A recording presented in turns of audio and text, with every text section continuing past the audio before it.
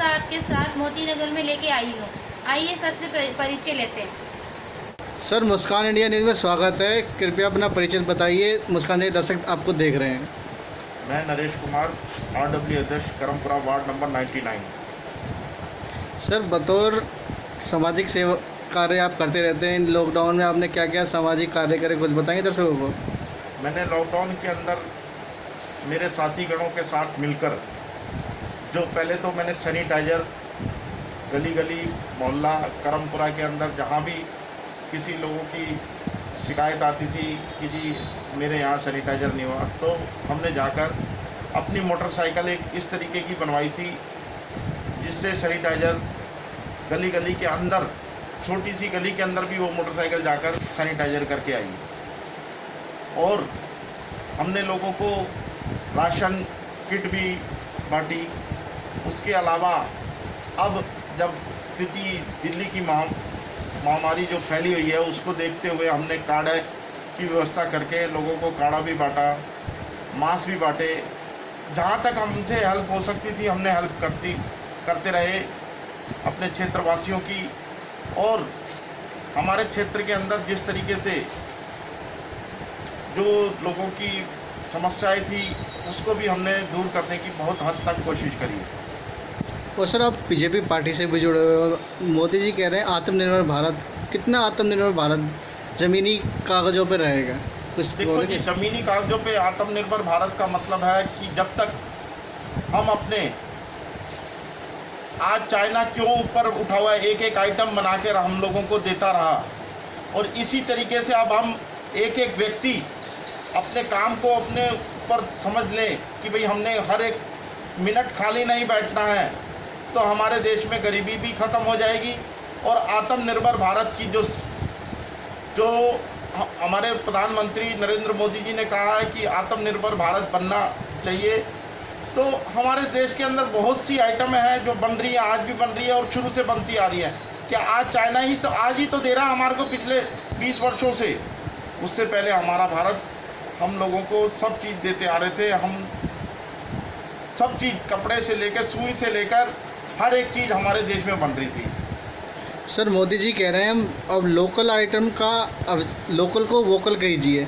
इस पे क्या कहना चाहेंगे? लोकल को वोकल करने का मतलब है आप जितनी भी अपनी हाथ से बनी आइटमें आप बना सकते हो, ज़्यादा से ज़्यादा बाज़ार के अंदर उतारो। उससे क्या है कि आज हमारा पैसा जो मजबूत होएगा।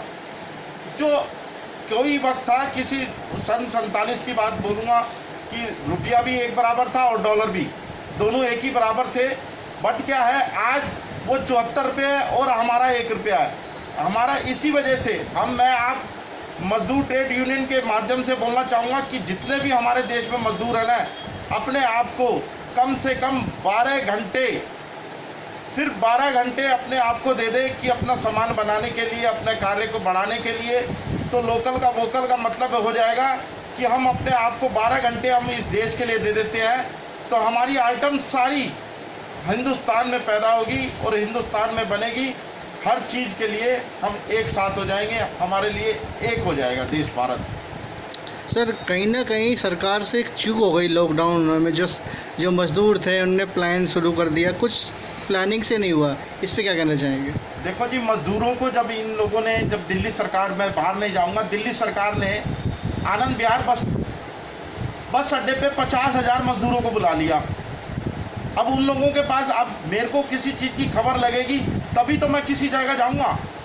50,000 मजदूरों को बुला के उधर से वहाँ से धकेल के भगा दिया गया, ये गलत बात। फिर उसके बाद मोदी जी ने, और हमारे ट्रेड यूनियन के राष्ट्रीय अध्यक्ष हैं भाई श्याम प्रकाश जाटव जी, जिन्होंने मोदी जी को पत्र लिखकर भेजा कि आप जो है एक श्रमिक ट्रेन चालू करिए, जिससे कि है श्रमिकों की कोई दिक्कत होगी तो अपने शहर तक जल्द से जल्द पहुंचेगा।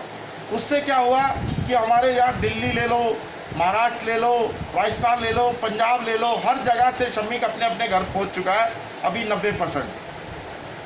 सर, पेट्रोल के दाम आसमान छू रहे हैं। कहीं ना कहीं बीजेपी सरकार, जो उनके लास्ट टाइम दिल्ली कह रही है बीजेपी सरकार ने रेट बढ़ाए हैं, इस पर क्या कहना चाहेंगे? देखो जी, आज मैं ये जानना चाहता हूँ, पेट्रोल के जो दाम बढ़ रहे हैं ना, इस समय एक पेट्रोल ही एक ऐसी चीज़ है जो हमारे रामबाण बना हुआ है, जो हमारी अर्थव्यवस्था को आगे बढ़ाने के लिए। हम ये नहीं जानते कि बढ़ रहा है, आज हम चाहे हमारे को 100 रुपये लीटर भी लेना पड़े, हम इस चीज़ में पीछे नहीं हटेंगे। पर हमारी जो देश की अर्थव्यवस्था जो बढ़ा रहा है वो सिर्फ पेट्रोल और डीजल बढ़ा रहा है, इसके अलावा और कोई चीज़ नहीं है।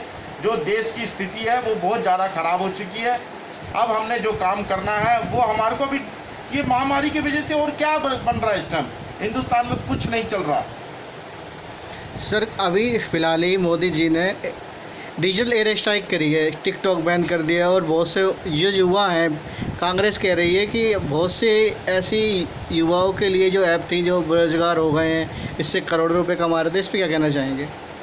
कोई ऐप हिंदुस्तान के लिए जो हिंदुस्तान में बनी है वो सारी ऐप है, पर हम लोगों को आदत पड़ चुकी है कि हमें टिकटॉक यूज़ करना है, हमें शेयर हिट यूज़ करना है, हमें दूसरी यूज़ करनी है। ऐसा कुछ नहीं है।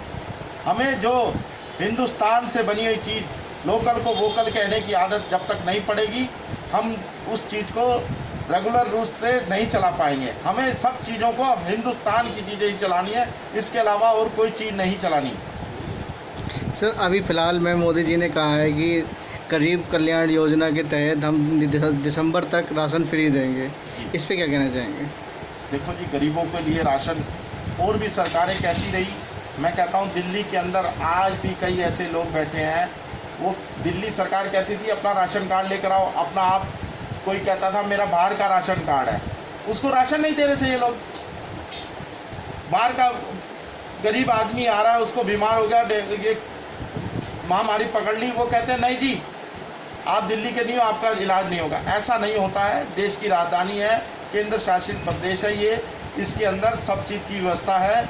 और देखो अमित शाह जी ने अभी जो दिल्ली के अंदर 20,000 बेडों की व्यवस्था करी है, उससे हमारे जब से ये हुआ है और धीरे धीरे इस बीमारी के ऊपर काबू पाने की स्थिति आ रही है। और मैं ये जानता हूँ आज से ले लीजिए 15 दिन से 20 दिन के अंदर इस स्थिति को हम काबू कर लेंगे।